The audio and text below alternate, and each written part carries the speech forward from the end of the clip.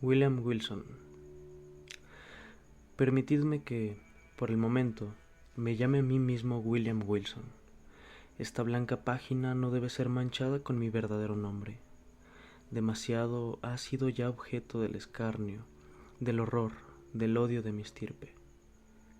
Los vientos, indignados, ¿no han esparcido en las regiones más lejanas del globo su incomparable infamia? Oh proscrito, oh tú, el más abandonado de los proscritos. ¿No estás muerto para la tierra? ¿No estás muerto para sus honras, sus flores, sus doradas ambiciones? Entre tus esperanzas y el cielo, ¿no aparece suspendida para siempre una densa, lúgubre, ilimitada nube? No quisiera, aunque me fuese posible, registrar hoy la crónica de estos últimos años de inexpresable desdicha e imperdonable crimen. Esa época, estos años recientes, ha llegado bruscamente al colmo de la depravación, pero ahora solo me interesa señalar el origen de esta última. Por lo regular, los hombres van cayendo gradualmente en la bajeza. En mi caso, la virtud se desprendió bruscamente de mí como si fuera un manto. De una perversidad relativamente trivial, pasé con pasos de gigante a enormidades más grandes que las de Heliogábalo. Permitidme que os relate la ocasión y el acontecimiento que hizo posible esto. La muerte se acerca y la sombra que la precede proyecta un flujo calmante sobre mi espíritu. Mientras atravieso el oscuro valle, anhelo la simpatía. Casi iba a escribir la piedad de mis semejantes.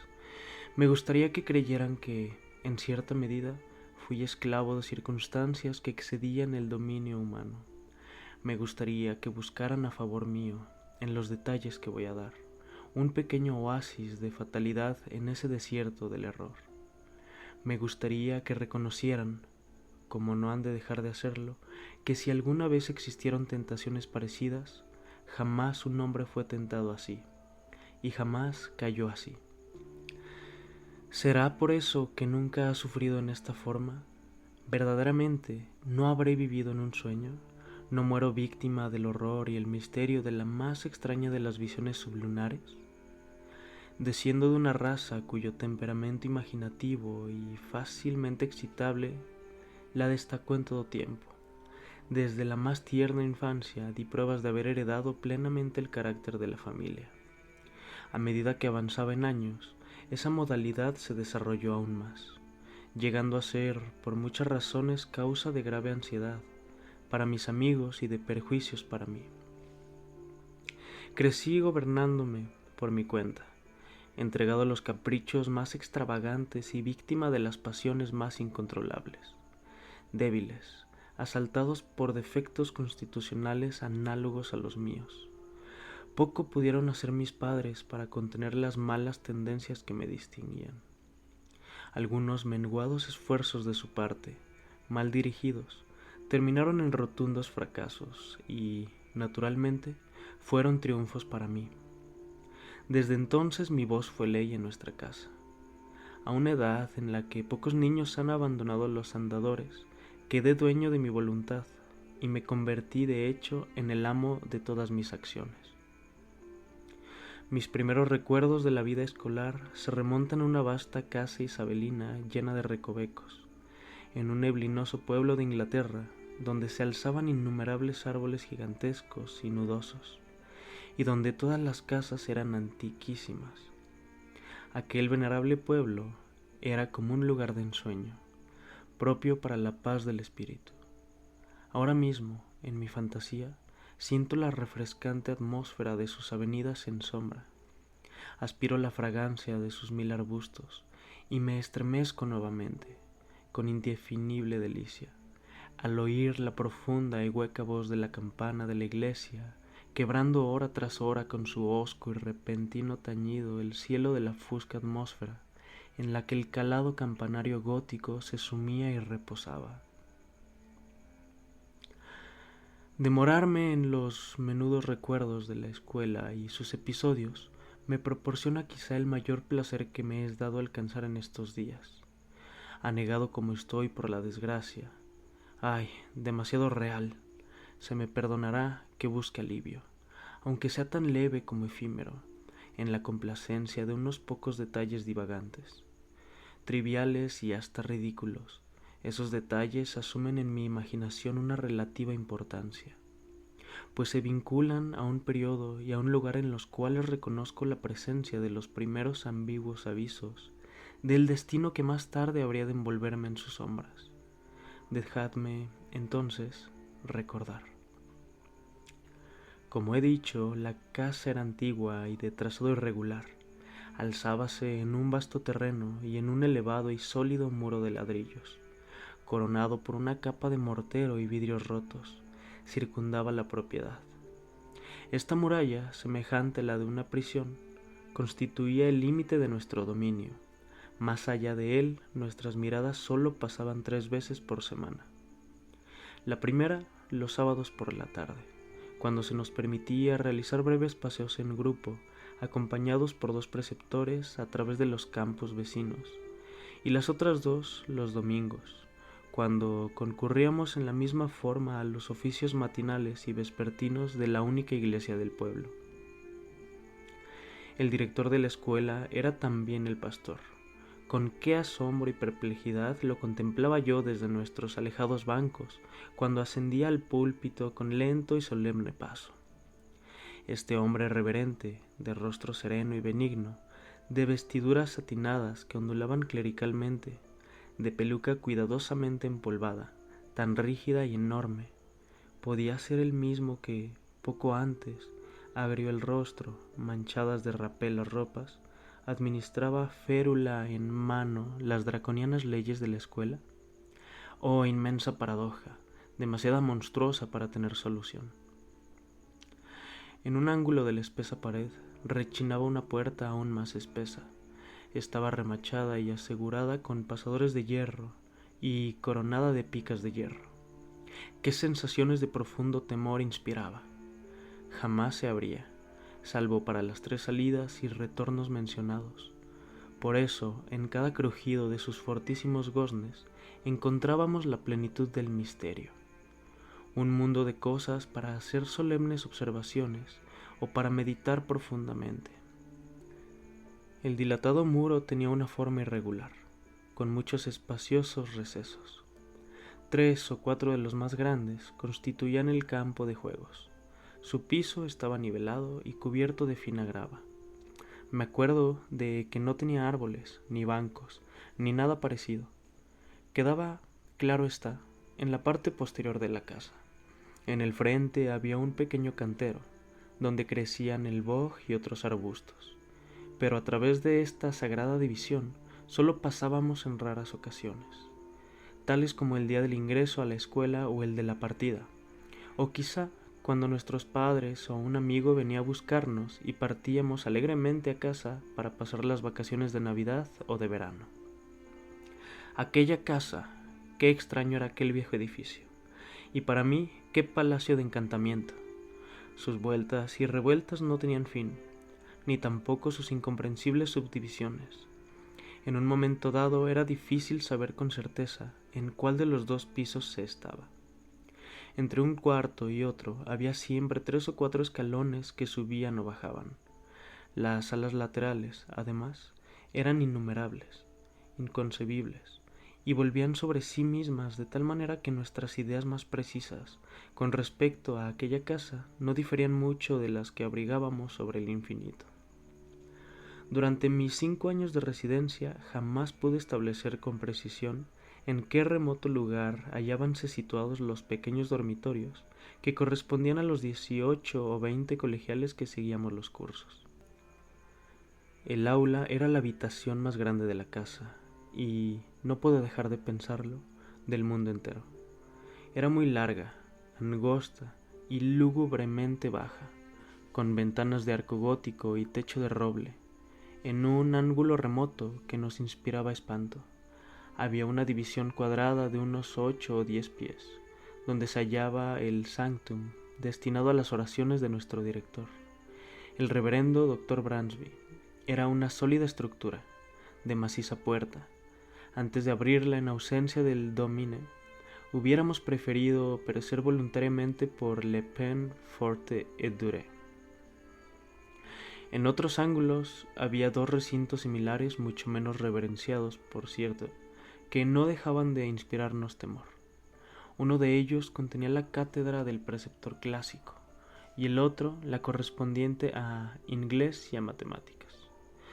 Dispersos en el salón, cruzándose y recruzándose en interminable irregularidad, veíanse innumerables bancos y pupitres, negros y viejos, carcomidos por el tiempo, cubiertos de libros harto hojeados y tan llenos de cicatrices de iniciales, nombres completos, figuras grotescas y otros múltiples esfuerzos del cortaplumas, que habían llegado a perder lo poco que podía quedarles de su forma original en lejanos días.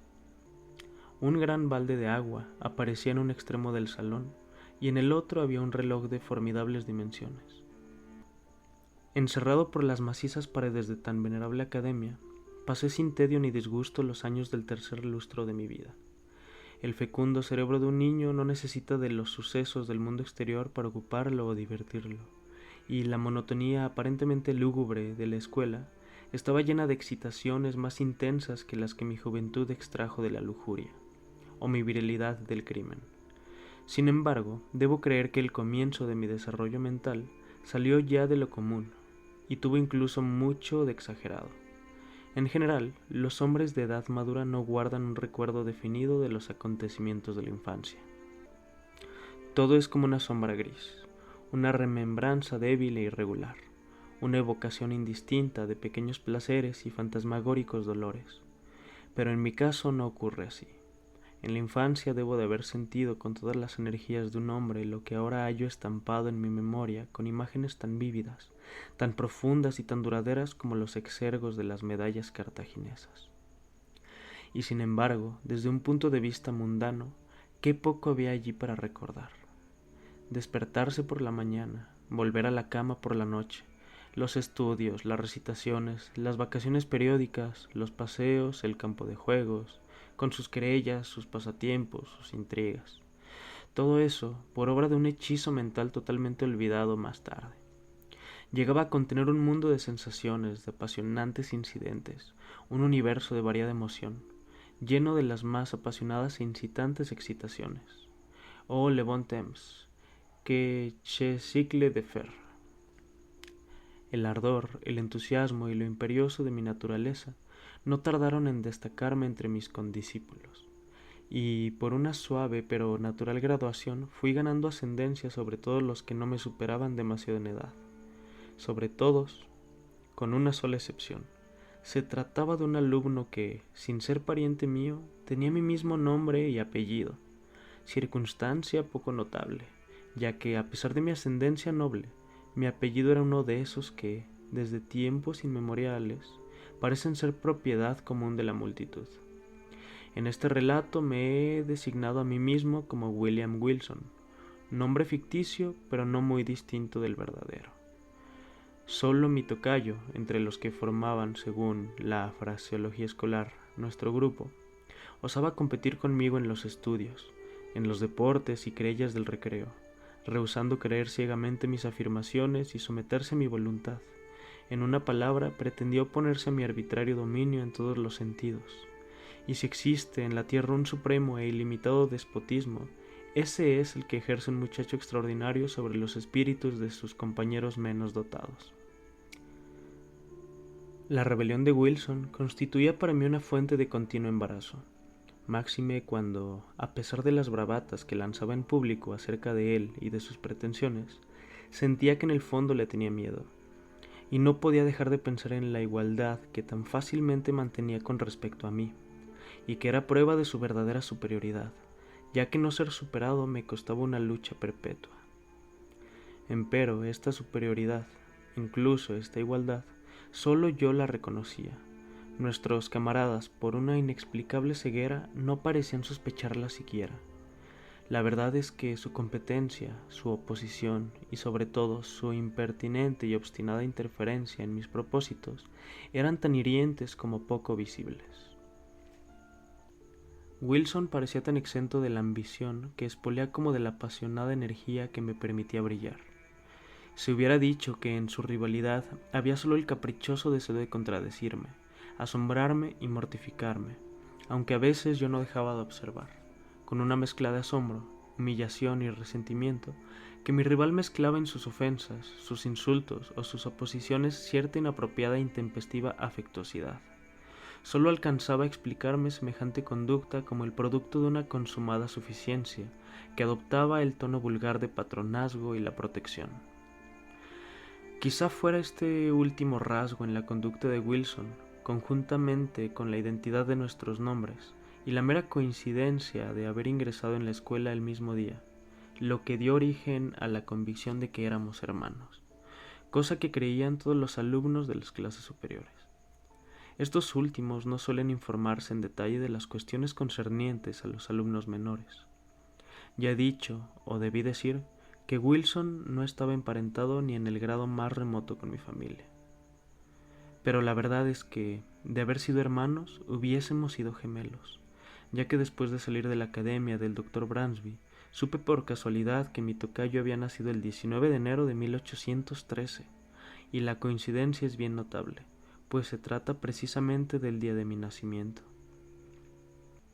Podrá parecer extraño que, a pesar de la continua inquietud que me ocasionaba la rivalidad de Wilson y su intolerable espíritu de contradicción, me resultara imposible odiarlo. Es cierto que casi diariamente teníamos una querella, al fin de la cual, mientras me cedía públicamente la palma de la victoria, Wilson se las arreglaba de alguna manera para darme a entender que era él quien la había merecido. Pero, no obstante eso, mi orgullo y una gran dignidad de su parte nos mantenía en lo que se da en llamar buenas relaciones. A la vez que diversas coincidencias en nuestros caracteres actuaban para despertar en mí un sentimiento que quizá solo nuestra posición impedía convertir en amistad. Me es muy difícil definir e incluso describir mis verdaderos sentimientos hacia Wilson.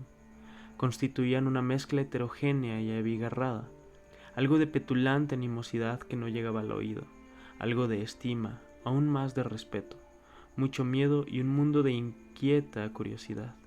Casi resulta superfluo agregar, para el moralista, que Wilson y yo éramos compañeros inseparables. No hay duda que lo anómalo de esta relación encaminaba todos mis ataques, que eran muchos, francos o encubiertos, por las vías de la burla o de la broma pesada, que lastiman bajo la apariencia de una diversión, en vez de convertirlos en franca y abierta hostilidad. Pero mis esfuerzos en ese sentido no siempre resultaban fructuosos, por más hábilmente que maquinara mis planes, ya que mi tocayo tenía en su carácter mucho de esa modesta y tranquila austeridad que, mientras goza de lo afilado de sus propias bromas, no ofrece ningún talón de Aquiles y rechaza toda tentativa de que alguien ría a costa suya. Solo pude encontrarle un punto vulnerable que, proveniente de una peculiaridad de su persona y originado acaso en una enfermedad constitucional, hubiera sido relegado por cualquier otro antagonista menos exasperado que yo.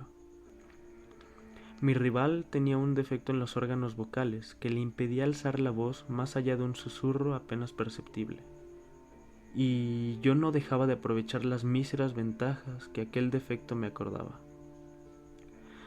Las represalias de Wilson eran muy variadas, pero una de las formas de su malicia me perturbaba más allá de lo natural. Jamás podré saber cómo su sagacidad llegó a descubrir que una cosa tan insignificante me ofendía. El hecho es que, una vez descubierta, no dejó de insistir en ella. Siempre había yo experimentado aversión hacia mi poco elegante apellido y mi nombre tan común, que era casi plebeyo.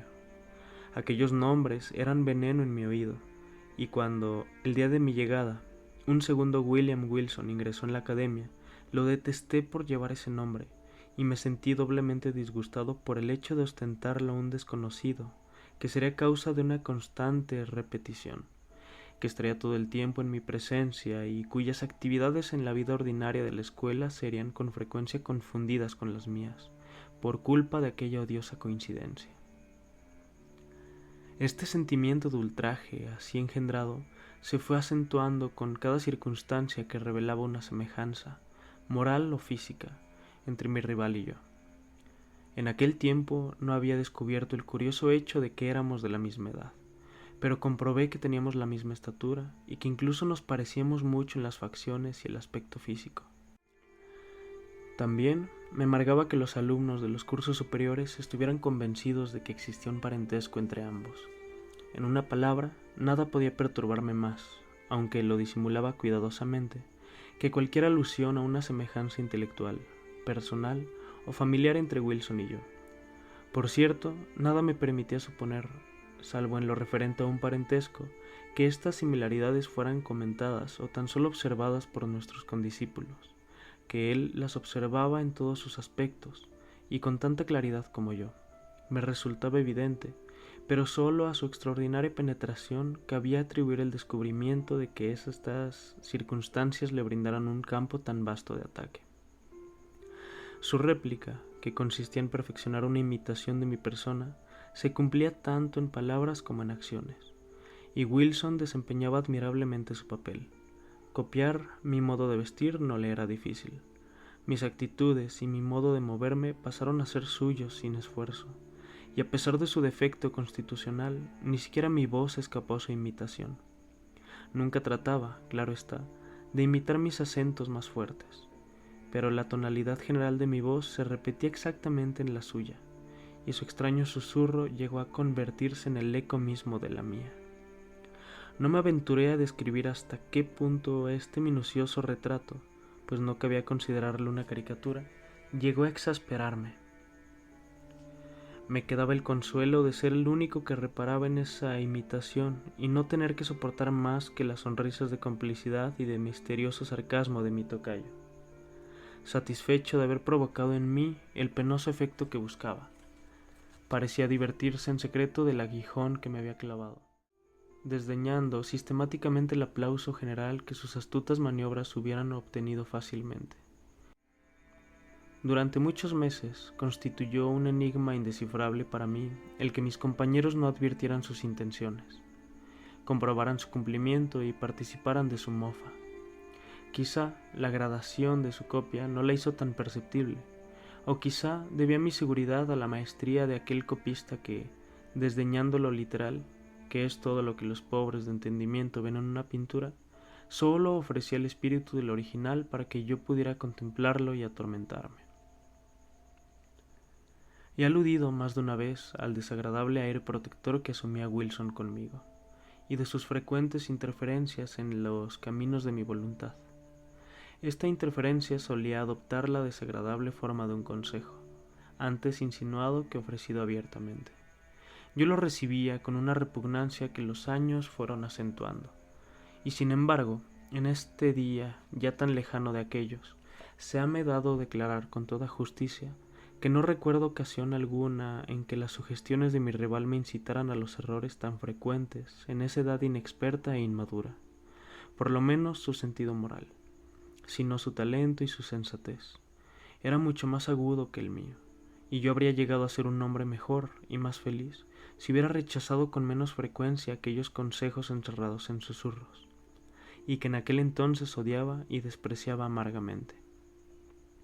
Así las cosas, acabé por impacientarme al máximo frente a esa desagradable vigilancia, y lo que consideraba intolerable arrogancia de su parte me fue ofendiendo más y más.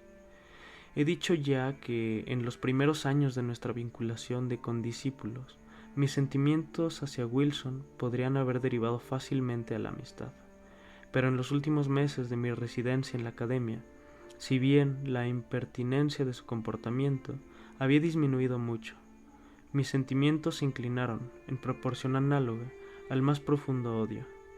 En cierta ocasión creo que Wilson lo advirtió, y desde entonces me evitó o fingió evitarme. En esa misma época, si recuerdo bien, tuvimos un violento altercado durante el cual Wilson perdió la calma en mayor medida que otras veces, actuando y hablando con una franqueza bastante insólita en su carácter. Descubrí en ese momento, o me pareció descubrir, en su acento, en su aire y en su apariencia general, algo que empezó por sorprenderme, para llegar a interesarme luego profundamente, ya que traía a mi recuerdo borrosas visiones de la primera infancia, vehementes, confusos y tumultuosos recuerdos de un tiempo en el que la memoria aún no había nacido. Solo pude describir la sensación que me oprimía diciendo que me costó rechazar la certidumbre de que había estado vinculado con aquel ser en una época muy lejana, en un momento de un pasado infinitamente remoto. La ilusión, sin embargo, desvanecióse con la misma rapidez con que había surgido, y si la menciono es para precisar el día en que hablé por última vez en el colegio con mi extraño tocayo. La enorme y vieja casa, con sus incontables subdivisiones, tenía varias grandes habitaciones contiguas, donde dormía la mayor parte de los estudiantes. Como era natural, en un edificio tan torpemente concebido, había además cantidad de recintos menores que constituían las obras de la estructura, y que el ingenio económico del Dr. Bransby había habilitado como dormitorios, aunque dado su tamaño solo podían contener a un ocupante. Wilson poseía uno de esos pequeños cuartos. Una noche, hacia el final de mi quinto año de estudios en la escuela, e inmediatamente después del altercado a que he aludido, me levanté cuando todos se hubieron dormido y, tomando una lámpara, me aventuré por infinitos pasadizos angostos en dirección al dormitorio de mi rival. Durante largo tiempo había estado planeando una de esas perversas bromas pesadas con las cuales fracasara hasta entonces. Me sentía dispuesto a llevarla de inmediato a la práctica, para que mi rival pudiera darse cuenta de toda mi malicia. Cuando llegué ante su dormitorio, dejé la lámpara en el suelo, cubriéndola con una pantalla, y entré silenciosamente. Luego de avanzar unos pasos, oí su sereno respirar. Seguro de que estaba durmiendo, volví a tomar la lámpara y me aproximé al lecho. Estaba éste rodeado de espesas cortinas, que, en cumplimiento de mi plan, aparté lenta y silenciosamente, hasta que los brillantes rayos cayeron sobre el durmiente, mientras mis ojos se fijaban en el mismo instante en su rostro. Lo miré y sentí que mi cuerpo se helaba, que un embotamiento me envolvía. Palpitaba mi corazón, temblábanme las rodillas, mientras mi espíritu se sentía presa de un horror sin sentido, pero intolerable. Jadeando, bajé la lámpara hasta aproximarla aún más a aquella cara. ¿Eran esos los rasgos de William Wilson? Bien veía que eran los suyos, pero me estremecía como víctima de la calentura al imaginar que no lo eran. Pero, entonces, ¿qué había en ellos para confundirme de esa manera? Lo miré, mientras mi cerebro giraba en multitud de incoherentes pensamientos. No era ese su aspecto, no, así no era él en las activas horas de vigilia. El mismo nombre, la misma figura, el mismo día de ingreso a la academia, y su obstinada e incomprensible imitación de mi actitud, de mi voz, de mis costumbres, de mi aspecto. Entraba verdaderamente dentro de los límites de la posibilidad humana que esto que ahora veía fuese meramente el resultado de su continua imitación sarcástica. Espantado y temblando cada vez más, apagué la lámpara, salí en silencio del dormitorio y escapé sin perder un momento de la vieja academia, a la que no habría de volver jamás. Luego de un lapso de algunos meses que pasé en casa sumido en una total holgazanería, entré en el colegio de Eton. El breve intervalo había bastado para apagar mi recuerdo de los acontecimientos en la escuela del Dr. Bransby, o por lo menos para cambiar la naturaleza de los sentimientos que aquellos sucesos me inspiraban. La verdad y la tragedia de aquel drama no existían ya. Ahora me era posible dudar del testimonio de mis sentidos. Cada vez que recordaba el episodio me asombraba de los extremos a que puede llegar la credulidad humana, y sonreía al pensar en la extraordinaria imaginación que hereditariamente poseía. Este escepticismo estaba lejos de disminuir con el género de vida que empecé a llevar en Eton.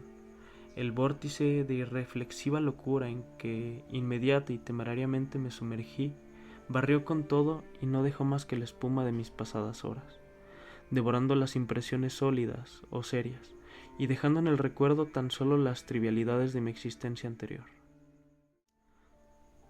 No quiero, sin embargo, trazar aquí el derrotero de mi miserable libertinaje, que desafiaba las leyes y eludía la vigilancia del colegio.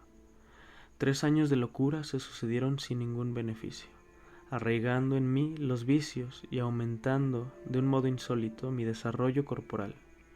Un día, después de una semana de estúpida disipación, Invité a algunos de los estudiantes más disolutos a una orgía secreta en mis habitaciones. Nos reunimos estando ya la noche avanzada, pues nuestro libertinaje habría de prolongarse hasta la mañana. Corría libremente el vino y no faltaban otras seducciones todavía más peligrosas, al punto que la gris alborada apuntaba ya en el oriente cuando nuestras deliberantes extravagancias llegaban a su ápice. Excitado hasta la locura por las cartas y la embriaguez, me disponía a proponer un brindis especialmente blasfematorio, cuando la puerta de mi aposento se entreabrió con violencia, a tiempo que resonaba ansiosamente la voz de uno de los criados. Insistía en que una persona me reclamaba con toda urgencia en el vestíbulo. Profundamente excitado por el vino, la inesperada interrupción me alegró en vez de sorprenderme. Salí tambaleándome y en pocos pasos llegué al vestíbulo. No había luz en aquel estrecho lugar, y sólo la pálida claridad del alba alcanzaba a abrirse paso por la ventana semicircular. Al poner el pie en el umbral, distinguí la figura de un joven de mi edad, vestido con una bata de casimir blanco, cortada conforme a la nueva moda e igual a la que llevaba yo puesta. La débil luz me permitió distinguir todo eso, pero no las facciones del visitante. Al verme, vino precipitadamente a mi encuentro y, tomándome del brazo con un gesto de petulante impaciencia, murmuró en mi oído estas palabras: William Wilson. Mi embriaguez se disipó instantáneamente.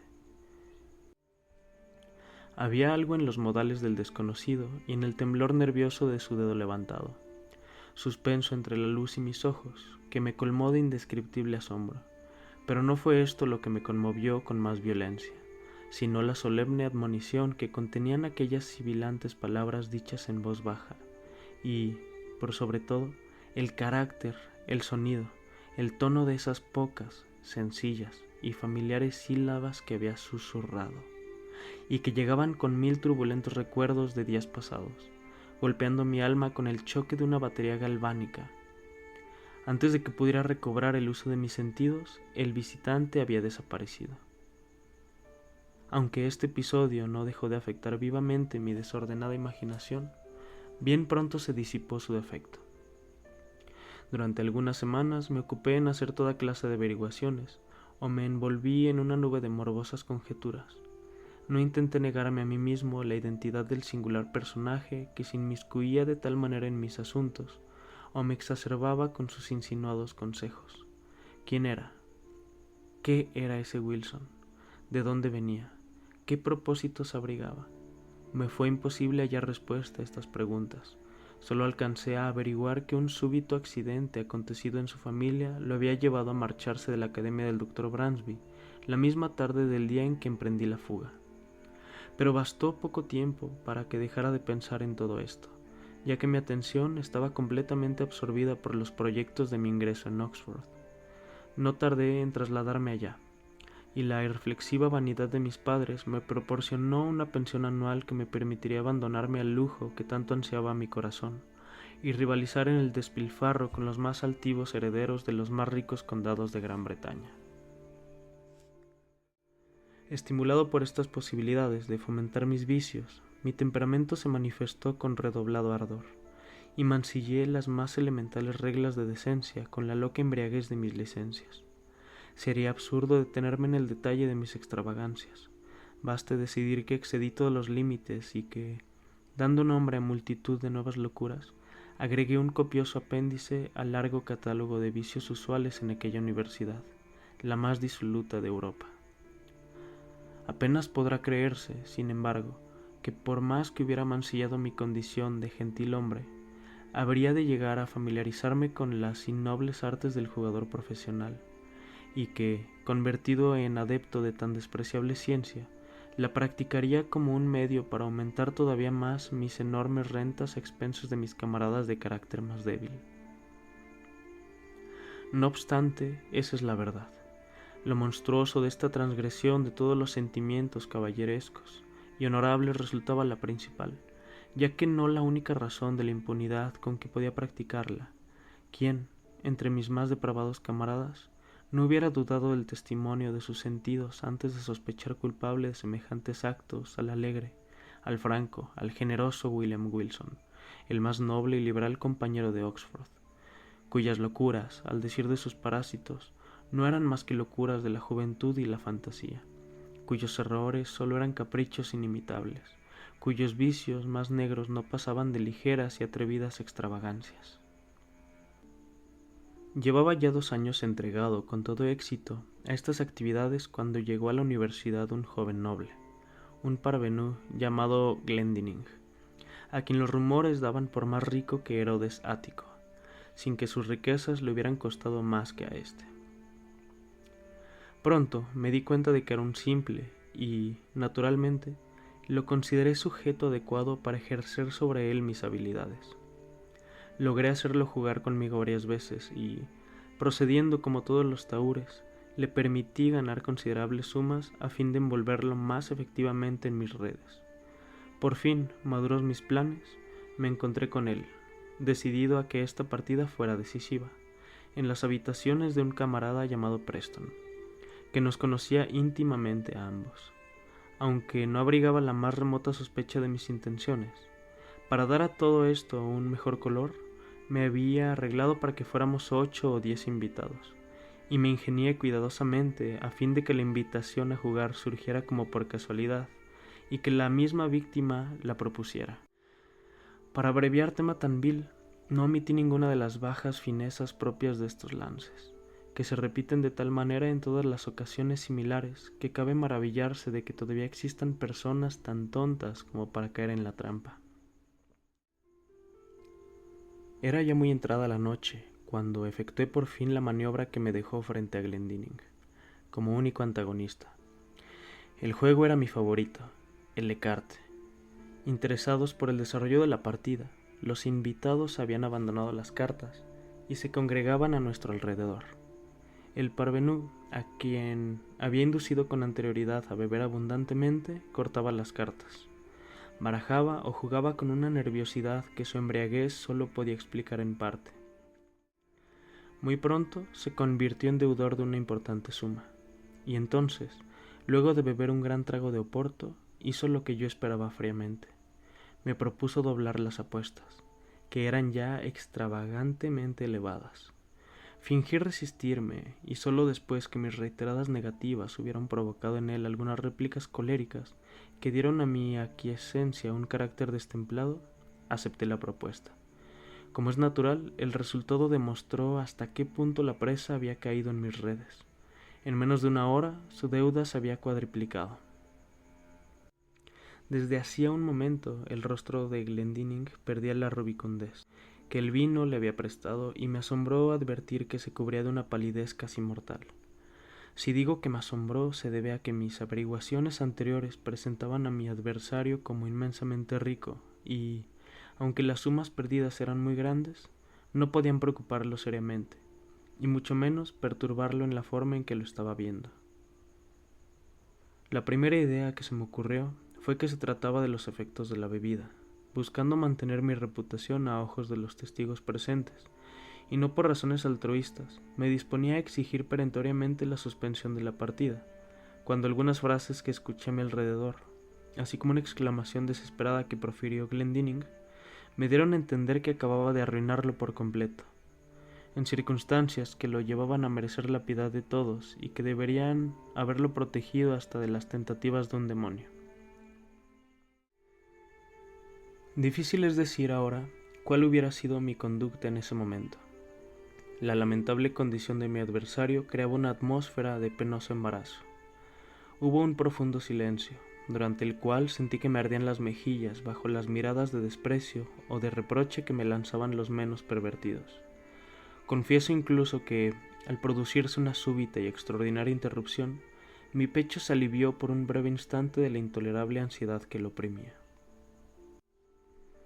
Las grandes y pesadas puertas de la estancia se abrieron de golpe y de par en par, con un ímpetu tan vigoroso y arrollador que bastó para apagar todas las bujías. La muriente luz nos permitió, sin embargo, ver entrar a un desconocido, un hombre de mi talla, completamente embozado en una capa. La oscuridad era ahora total, y solamente podíamos sentir que aquel hombre estaba entre nosotros. Antes de que nadie pudiera recobrarse del profundo asombro que semejante conducta le había producido, oímos la voz del intruso. «Señores», dijo, con una voz tan baja como clara, con un inolvidable susurro que me estremeció hasta la médula de los huesos. «Señores, no me excusaré por mi conducta, ya que al obrar así no hago más que cumplir con un deber. Sin duda, ignoran ustedes quién es la persona que acaba de ganar una gran suma de dinero a Lord Glendinning. He de proponerles, por tanto, una manera tan expeditiva como concluyente de cerciorarse al respecto. Bastará con que examinen el forro de su puño izquierdo y los pequeños paquetes que encontrarán en los bolsillos de su bata bordada». Mientras hablaba, el silencio era tan profundo que se hubiera oído caer una aguja en el suelo. Dichas esas palabras, partió tan bruscamente como había entrado. ¿Puedo describiré mis sensaciones? ¿Debo decir que sentí todos los horrores del condenado? Poco tiempo me quedó para reflexionar. Varias manos me sujetaron rudamente, mientras se traían nuevas luces. Inmediatamente me registraron. En el forro de mi manga encontraron todas las figuras esenciales en el ecarte, y en los bolsillos de mi bata varios mazos de barajas idénticos a los que empleábamos en nuestras partidas, salvo que las mías eran lo que técnicamente se denomina arrondés. Vale decir que las cartas ganadoras tienen las extremidades ligeramente convexas, mientras las cartas de menor valor son levemente convexas a los lados. En esta forma, el incauto que corta, como es normal, a lo largo del mazo, proporcionará invariablemente una carta ganadora a su antagonista, mientras el taur, que cortará también tomando el mazo por sus lados mayores, descubrirá una carta inferior. Todo estallido de indignación ante semejante descubrimiento me hubiera afectado menos que el silencioso desprecio y la sarcástica compostura con que fue recibido. «Señor Wilson», dijo nuestro anfitrión, inclinándose para levantar del suelo una lujosa capa de preciosas pieles, «esto es de su pertenencia. Hacía frío y al salir de mis habitaciones me había echado la capa sobre mi bata, retirándola luego al llegar a la sala de juego. Supongo que no vale la pena buscar aquí», agregó, mientras observaba los pliegues del abrigo con amarga sonrisa, «otras pruebas de su habilidad. Ya hemos tenido bastantes. Descuento que reconocerá la necesidad de abandonar Oxford y, de todas maneras, de salir inmediatamente de mi habitación». Humillado, envilecido hasta el máximo como lo estaba en ese momento, es probable que hubiera respondido a tan amargo lenguaje con un arrebato de violencia, de no hallarse mi atención completamente concentrada en un hecho por completo extraordinario. La capa que me había puesto para acudir a la reunión era de pieles sumamente raras, a un punto tal que no hablaré de su precio. Su corte, además, nacía de mi invención personal, pues en cuestiones tan frívolas como era de un refinamiento absurdo. Por eso, cuando Preston me alcanzó la que acababa de levantar del suelo, cerca de la puerta del aposento, vi con asombro lindante en el terror que yo tenía mi propia capa colgada del brazo, donde la había dejado inconscientemente, y que la que me ofrecía era absolutamente igual en todos y cada uno de sus detalles. El extraño personaje que me había desenmascarado estaba envuelto en una capa al entrar, y aparte de mí, ningún otro invitado llevaba capa esa noche. Con lo que me quedaba de presencia de ánimo, tomé la que me ofrecía Preston y la puse sobre la mía sin que nadie se diera cuenta. Salí así de las habitaciones, desafiante el rostro, y en la mañana siguiente, antes del alba, empecé un presuroso viaje al continente, perdido en un abismo de espanto y de vergüenza. Huía en vano. Mi aciago destino me persiguió, exultante, mostrándome que su misterioso dominio no había hecho más que empezar. Apenas hube llegado a París, tuve nuevas pruebas del odioso interés que Wilson mostraba en mis asuntos. Corrieron los años sin que pudiera hallar alivio. Con qué inoportuna, con qué espectral solicitud se interpuso en Roma entre mí y mis ambiciones. También en Viena, en Berlín, en Moscú. A decir verdad, ¿dónde no tenía yo amargas razones para maldecirlo de todo corazón? Huí, al fin, de aquella inescrutable tiranía, aterrado como si se tratara de la peste. Huí hasta los confines mismos de la tierra, y en vano. Una y otra vez, en la más secreta intimidad de mi espíritu, me formulé las preguntas: ¿quién es? ¿De dónde viene? ¿Qué quiere? Pero las respuestas no llegaban. Minuciosamente estudié las formas, los métodos, los rasgos dominantes de aquella impertinente vigilancia, pero incluso ahí encontré muy poco para fundar una conjetura cualquiera. Cabía advertir, sin embargo, que en las múltiples instancias en que se había cruzado en mi camino en los últimos tiempos, solo lo había hecho para frustrar planes o malograr actos que, de cumplirse, hubieran culminado en una gran maldad. Pobre justificación, sin embargo, para una autoridad asumida tan imperiosamente. Pobre compensación para los derechos de un libre albedrío tan insultantemente estorbado. Me había visto obligado a notar a sí mismo que, en ese largo periodo, durante el cual continuó con su capricho de mostrarse vestido exactamente como yo, lográndolo con milagrosa habilidad, mi atormentador consiguió que no pudiera ver jamás su rostro, las muchas veces que se interpuso en el camino de mi voluntad. Cualquiera que fuese Wilson, esto, por lo menos, era el colmo de la afectación y la insensatez. ¿Cómo podía haber supuesto por un instante que en mi amonestador de Eton, en el desenmascarador de Oxford, en aquel que malogró mi ambición en Roma, mi venganza en París, mi apasionado amor en Nápoles, o lo que falsamente llamaba mi avaricia en Egipto, que en él, mi archienemigo y genio maligno, dejaría yo de reconocer al William Wilson de mis días escolares, al tocayo, al compañero, al rival, al odiado y temido rival de la escuela del doctor Bransby? Imposible, pero apresurémonos a llegar a la última escena del drama. Hasta aquel momento yo me había sometido por completo a su imperiosa dominación. El sentimiento de reverencia con que habitualmente contemplaba el elevado carácter, el majestuoso saber y la ubicuidad y omnipotencia aparentes de Wilson, sumado al terror que ciertos rasgos de su naturaleza y arrogancia me inspiraban, habían llegado a convencerme de mi total debilidad y desamparo, sugiriéndome una implícita, aunque amargamente resistida sumisión a su arbitraria voluntad.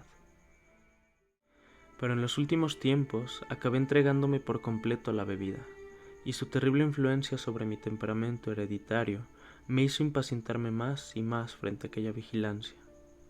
Empecé a murmurar, a vacilar, a resistir, y era sólo la imaginación la que me inducía a creer que a medida que mi firmeza aumentaba, la de mi atormentador sufría una disminución proporcional. Sea como fuere, una ardiente esperanza empezó a aguijonearme, y fomentó en mis más secretos pensamientos la firme y desesperada resolución de no tolerar por más tiempo aquella esclavitud. Era en Roma, durante el carnaval del 1800, en un baile de máscaras que ofrecía en su palazzo el duque napolitano de Broglio. Me había dejado arrastrar más que de costumbre por los excesos de la bebida, y la sofocante atmósfera de los atestados salones me irritaba sobremanera. Luchaba, además, por abrirme paso entre los invitados, cada vez más malhumorado, pues deseaba ansiosamente encontrar, no diré por qué indigna razón, a la alegre y bellísima esposa del anciano y caduco di Broglio.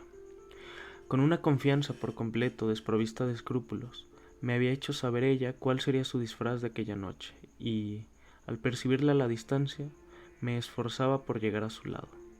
Pero en ese momento sentí que una mano se posaba ligeramente en mi hombro, y otra vez escuché al oído aquel profundo, inolvidable, maldito susurro. Arrebatado por un incontenible frenesí de rabia, me volví violentamente hacia el que acababa de interrumpirme y lo aferré por el cuello, tal como lo había imaginado. Su disfraz era exactamente igual al mío, capa española de terciopelo azul y cinturón rojo, del cual pendía una espada. Una máscara de seda negra ocultaba por completo su rostro. «Miserable», grité, con voz enronquecida por la rabia, mientras cada sílaba que pronunciaba parecía atizar mi furia. «Miserable impostor, maldito villano, no me perseguirás, no me perseguirás hasta la muerte. Sígueme, o te atravieso de lado a lado aquí mismo». Y me lancé fuera de la sala de baile, en dirección a una pequeña antecámara contigua, arrastrándolo conmigo. Cuando estuvimos allí, lo rechacé con violencia. Trastabilló mientras yo cerraba la puerta con un juramento y le ordenaba ponerse en guardia. Vaciló apenas un instante. Luego, con un ligero suspiro, desenvainó la espada sin decir palabra, y se aprestó a defenderse. El duelo fue breve. Yo me hallaba en un frenesí de excitación y sentía en mi brazo la energía y la fuerza de toda una multitud. En pocos segundos lo fui llevando arrolladoramente hasta acorralarlo contra una pared, y allí, teniéndolo a mi merced, le hundí varias veces la espada en el pecho con brutal ferocidad. En aquel momento alguien movió el pestillo de la puerta. Me apresuré a evitar una intrusión, volviendo inmediatamente hacia mi moribundo antagonista. Pero, ¿qué lenguaje humano puede pintar esa estupefacción, ese horror que se posesionaron de mí frente al espectáculo que me esperaba? El breve instante en que vi apartado mis ojos parecía haber bastado para producir un cambio material en la disposición de aquel ángulo del aposento, donde antes no había nada. Alzábase ahora un gran espejo, o por lo menos me pareció así en mi confusión. Y cuando avanzaba hacia él, en el colmo del espanto, mi propia imagen, pero cubierta de sangre y pálido el rostro, vino a mi encuentro tambaleándose. Tal me había parecido, lo repito, pero me equivocaba. Era mi antagonista, era Wilson, quien se erguía ante mí agonizante. Su máscara y su capa yacían en el suelo, donde las había arrojado. No había una sola hebra en sus ropas, ni una línea en las definidas singulares facciones de su rostro que no fueran las mías, que no coincidieran en la más absoluta identidad. Era Wilson, pero ya no hablaba con un susurro, y hubiera podido creer que era yo mismo el que hablaba cuando dijo: «Has vencido y me entrego, pero tú también estás muerto desde ahora, muerto para el mundo, para el cielo y para la esperanza. En mí existías, y al matarme, ve en esta imagen, que es la tuya, cómo te has asesinado a ti mismo». William Wilson, Edgar Allan Poe.